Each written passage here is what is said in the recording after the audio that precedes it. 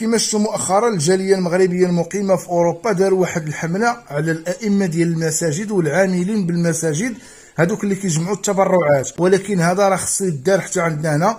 ووزاره الاوقاف راه طبقاته وشرعاته وخرجت في واحد البيان كتقول باي باي لجمع التبرعات في المساجد.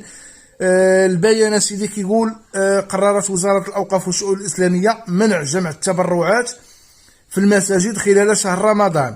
وقالت كذلك تنهي المندوبيه الاقليميه للشؤون الاسلاميه الى علم كافه القيمين الدينيين بالمساجد انه يتعين على الجميع الحرص التام على عدم جمع التبرعات داخل المساجد لاي دافع كان سببه، لاننا ولينا كنشوف واحد المجموعه ديال الجوامع ديال المساجد في العشر الاواخر ديال شهر رمضان كيبداو يدوروا بالقفه وبالميكا وبالصاك وكيجمعوا في التبرعات. هذا الشيء هذا راه وزاره الاوقاف قالت انه ممنوع منعا كليا الا حاله وحده اللي هما دوك الجمعيات المرخص لهم الجمع التبرعات، يعني البناء المساجد. هادو هما الحاله الوحيده اللي يمكن لهم يجمعوا التبرعات داخل المساجد. غير ذلك وما يمكنش من دابا الفوق شي واحد يجي عنده يقول له حكا راه كنجمعوا للفقيه كنجمعوا للطالب، هذه هضره كامله صافي نساوها.